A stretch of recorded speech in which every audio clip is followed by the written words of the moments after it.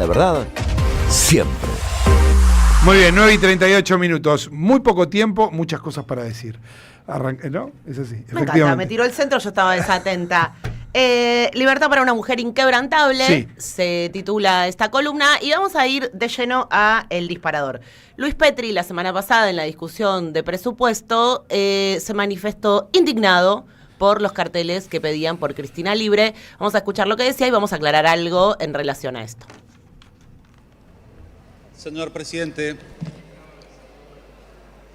algunas cuestiones de previo y especial pronunciamiento antes de referirme al presupuesto. Veo frente a mí carteles en las bancas de la bancada opositora que reclaman la libertad de Cristina Fernández de Kirchner.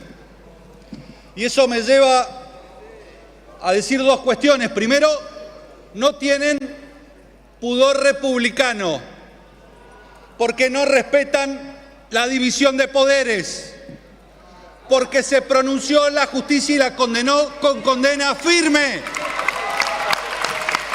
26 magistrados se pronunciaron.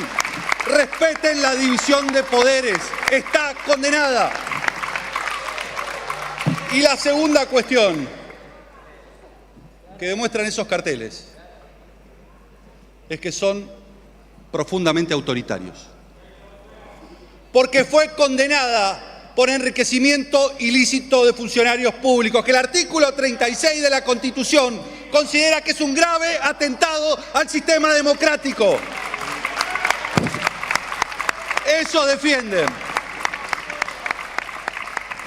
También me quiero... Bueno, Luis Petri, algunos lo recordarán por ser el candidato a vicepresidente de Patricia Bullrich, que quedó afuera del balotaje con escasitos 16 puntos, ¿no? Después se arrodilló y salta como un chimpancé en Casa Rosada, siendo ministro de Defensa, celebra, aplaudiendo, la llegada de los avioncitos viejos de la OTAN, los famosos F-16, y ahora dice estupideces, básicamente. Y quiero aclarar esto, porque, digo, si no uno dice cualquier cosa y pasa y naturalizamos. Cristina no fue condenada por lo que dice el señor enriquecimiento Luis ilícito Petri. de funcionario público, alguna figura que no. Cristina no pudo cometer ese delito que le adjudican y por el cual la condenan, primero porque no administra los recursos y los bienes. Digo, no es función del presidente o presidenta de la nación administrar bienes. Sí. Pero él dice que la condenaron por enriquecimiento ilícito. Eso no es verdad. No es esa. Digo, la Constitución que él cita, por ahí, es la Constitución norteamericana. Porque la verdad que nada de lo que dice Petri ahí es real. Y sobre lo que dice del atentado, el único atentado que sucedió en este país fue el 1 de septiembre del 2022, cuando se rompe el Pacto Democrático y le ponen a Cristina un arma en la cabeza. Pero estas cosas se dicen en el Congreso de la Nación y las dice Petri, que no es una figura menor en esta composición del Congreso, muy por el contrario, además es uno de los vices, es una autoridad de Cámara también. Y tiene un rol ahí adentro, ¿no? Claramente. Pero bueno, los indignan los carteles. A mí me indigna que Cristina esté presa. Y quería hacer un repaso. Vamos con la imagen número 2, que es la tapa de Clarín del día previo a que a Cristina la condenaran, a que saliera la condena. Suspicacia, ¿no? La foto, esa es la del día previo, o sea, ya sabían que iba a pasar, porque en realidad esta tapa se imprime, me ayuda Gustavo, la noche anterior, sí, claro. Se publica el día que se conoce la condena y ya insinuaba algo, ¿no? Esa imagen con las rejas. Las rejas, ¿no? Esa tapa se publica, debe ser horas después de la celebración en la Embajada de los Estados Unidos, cuando estaban todos los funcionarios, y Petri creo que incluido. Exactamente. Horas antes de la condena. Porque todo tiene que ver con todo. Pero el título además... Está detrás de unas rejas, Cristina. Claro, está detrás de una reja, por si no nos están viendo en YouTube. Pero el título también es fuerte, ¿no? Esto de apremiado por la falta de reservas, el gobierno sale a buscar más dólares. Sí, y mientras tanto Cristina se victimizaba, ¿no? Claro. Esa era la idea. Claro. Pero yo quiero que veamos una imagen, para quienes no lo conocen o para quienes no están viendo. La imagen que sigue es la imagen de Rosati. Rosati brindó una entrevista, uno de los supremos, una entrevista a Perfil. Sí. La semana pasada, en donde contó cómo fue el día en donde firmaron la condena a Cristina. Y yo no quiero usar epítetos descalificativos para este señor, solo quiero decirles que él cuenta que era un día normal, donde él se levantó, ya sabían, dice él ya sabía que iba a salir. Hay un plural que no aclara ahí en la respuesta. Ya sabíamos, pero mis colegas de la corte no. Exactamente. ¿Quién sabía? Claro, ¿quién era el que sabía? ¿Quiénes sabían? Exactamente. Dice, me acuerdo de ese día, citó textual. Fue un día muy agitado. Me desperté temprano. Sabíamos que ese día íbamos a sacar el fallo. Recuerden la tapa de Clarín de ese día. Mis colegas todavía no lo sabían. ¿Quiénes son sus colegas? Rosencrantz y Lorenzetti, ¿sí? Les dije a mitad de mañana, o sea, él desde que se levantó sabía, le avisó a la mitad de la mañana a sus colegas. Porque ya habíamos conversado el contenido del fallo. Tampoco dice con quién, porque si les avisa recién a la mañana, todo muy polémico. Les dije, y acá viene lo mejor, lo sacamos a las 5 de la tarde. Yo, dice él, tenía que rendir un examen, porque está haciendo un doctorado de filosofía. Porque le sobra tiempo. Exacto. A las 6 de la tarde. Entonces, revisamos el fallo con mis colegas durante el mediodía. A las 5 nos reunimos. Comiendo algo, picando algo. Picando algo. Firmamos. Hice tiempo para llegar y rendir mi materia. Y a la noche, cuando me fui a dormir, dije, cumplí con mi deber. Bueno, yo quiero decir que esta es la Argentina, ¿no? De Milei. El país donde un cortesano al que no votó nadie, que aceptó ser nombrado por decreto, Sí. que impulsó y firmó lo que era una norma que le aplicaba la menor pena a los genocidas y 2 por pretendía el 2x1, que se frenó, pero él fue uno de los que firmó. Sí. Bueno, ese señor, el día que tiene que rendir una materia de su doctorado de filosofía, se levanta, le avisa a sus pares, che, hoy sale. Hoy condenamos a una expresidenta. Exacto. Hoy decidimos. Y 48 horas después de hacer eso, porque le sobró tiempo, vieron que le quedó un ratito, se aumentó el sueldo. Claro. Para cobrar 20 palos y no pagar ganancias. Digo, tanto impulsan reformas laborales, podrían contemplar la situación de que los jueces no pagan ganancias, 20 palitos limpios, ¿no? Sí. Cobra el señor. Y Ni quiero decir lo que cobra por los servicios prestados al señor Mañeto, Claro, ¿no? porque del plural al singular, ¿no? Del sabíamos, al cumplir con mi deber, hay un tránsito que está relacionado con eso. Exacto. Y la otra etapa que quiero que veamos es la etapa del día después, donde Clarín titula Fallo histórico. Confirman la condena por corrupción y Cristina irá presa. Yo quiero decir, a pocos meses de que se cumplan 50 años del golpe cívico-militar del 76, recordemos que el próximo 24 de marzo nadie no puede ir a la calle, que histórico fue bajar los cuadros de los genocidas, que histórico es cada nieto y nieta recuperada, que histórico fue terminar con la impunidad de los que roban bebés, torturan, violan, matan, desaparecen cuerpos de compañeros y compañeras. Histórico fue cada testimonio de lesa humanidad que permitió reconstruir el plan sistemático de exterminio de los militares. Histórico fue pagarle al FMI, fue recuperar YPF, histórico fue recuperar la soberanía energética, histórico fue recuperar a los niñas, AISA, recuperar los fondos que tenían las FJP, que los laburantes se llevaran, como sucedía al término del gobierno de Cristina, el 51,8% del PBI, el resto los empresarios. Cuando Cristina se veía venir la condena allá por 2022, en lo que es el final del juicio en agosto, cuando todavía no le habían puesto un arma en la cabeza, dijo, me preocupa mucho algo que si bien esto no tiene efecto sobre mí, sí va a tener efecto sobre el resto de la dirigencia política, porque esto disciplina, decía Cristina. Bueno, acá estamos, ¿no? Histórico, decía, fue el 1 de septiembre del 2022, el día que se rompe el pacto democrático. Cristina está presa hace 190 días y yo me pregunto si vamos a seguir naturalizando que esto sea así.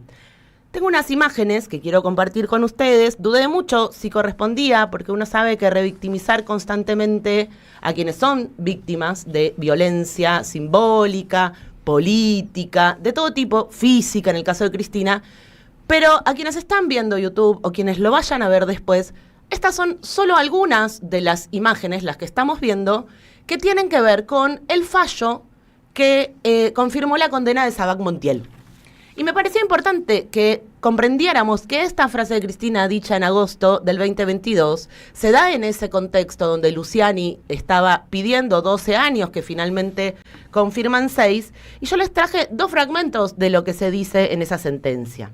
Dice, en primer lugar, es llamativo que pese a los videos que dan cuenta del hecho, la confesión de Sabac Montiel de que él la quiso matar, puso el arma en la cabeza, y lo que arrojó el juicio, que fue reproducido en su totalidad por medios de difusión masiva hasta el día de hoy, mucha gente sigue pensando que el hecho no existió, que fue un autoatentado planeado por la propia víctima. Y justamente por ello, por lo increíble que resulta para muchos, corresponde que, sin prejuicio de las consecuencias jurídicas, el caso tenga, para quienes en este juicio están juzgados como sus responsables, desde las instituciones democráticas, se pongan de resalto aspectos que nos desafían como sociedad. ¿Qué está diciendo la jueza en este caso? Está diciendo, con todo lo que hay sobre la mesa, todavía siguen creyendo que fue un autoatentado o que no pasó directamente.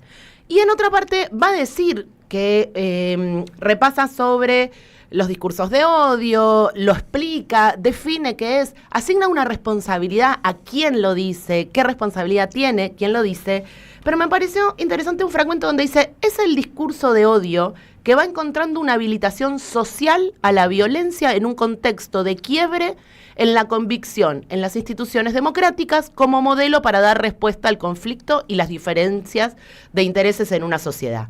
Dicho en palabras sencillas, dice Namen, cuando un grupo social deja de creer en las instituciones para dar respuestas a sus conflictos, la alternativa a la democracia viene asociada a la violencia.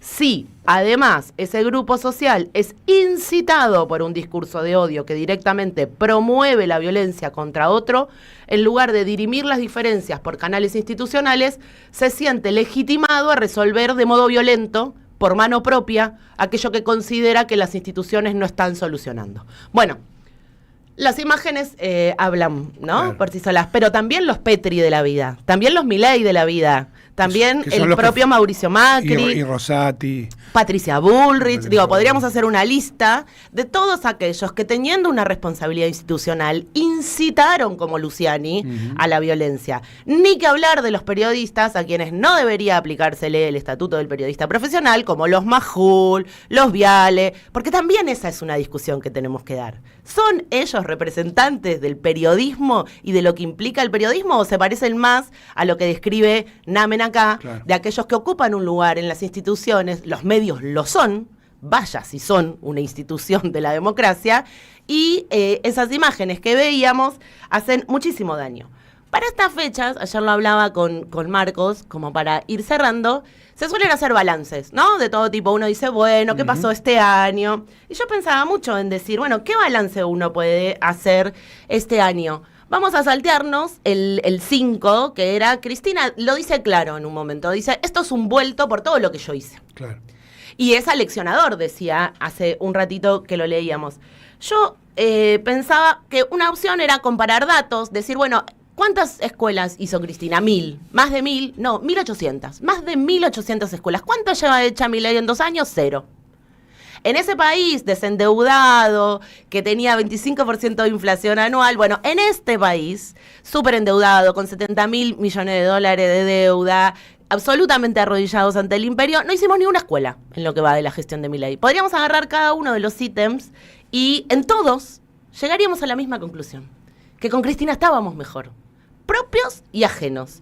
Entonces, mi propuesta para hoy era pensar en los 190 días que hace que Cristina está injustamente detenida. Hoy se cumplen exactamente 190 días y yo tengo un video para compartir con ustedes que siempre a mí me conmueve, que me parecía que en el día de la previa de la Nochebuena estaba interesante que lo escucháramos todos. Es el señor Leonardo Fabio.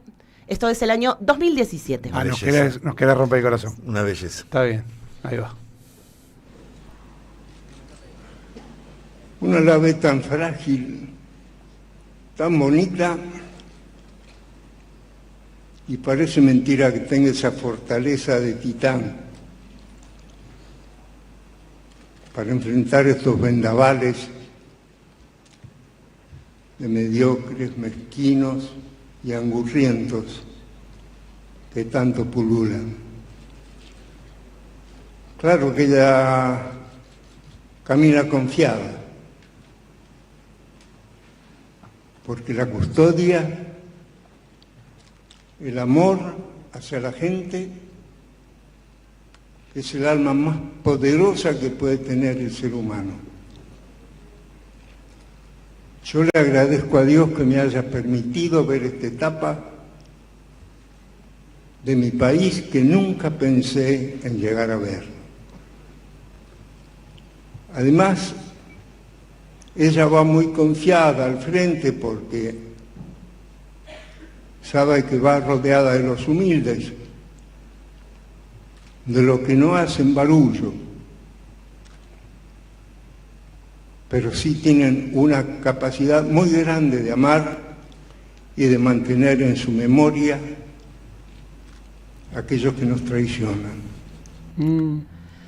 Desde que Cristina está presa, como ella advirtió los primeros días de junio, no se está mejor. No se come libertad, no se traduce en poder adquisitivo o servicios el encierro de Cristina. Ese amor no se proscribe, ese amor del que habla Fabio en 2007. No tiene jurisdicción para los bufones de la corte. Se preguntaba Galeano en un texto si será que la mujer sigue siendo una puerta de entrada que no tiene salida. Sin dudas, Cristina lo es. Y quien la habita, quien la recorre, quien se deja abrazar por su existencia, será parte siempre de una patria que aún no encuentra su nombre al decir de Marechal. Ojalá ella pudiera bailar nuevamente en Plaza de Mayo desbordada, mientras cantamos que no nos han vencido, y pudiéramos sentir una vez más la felicidad, sobre todo ella, de su pueblo mientras los mezquinos y los angurrientos de los que habla Fabio observan la terquedad de esa mujer sin miedo. Luchemos por ella, por la memoria de Néstor, y esta noche sepamos que tenemos un privilegio que ella no tiene. Somos libres. Lo que resta saber es qué vamos a hacer con ello. Caballero de Día, en AM 530. Construimos comunidad. Buscamos la verdad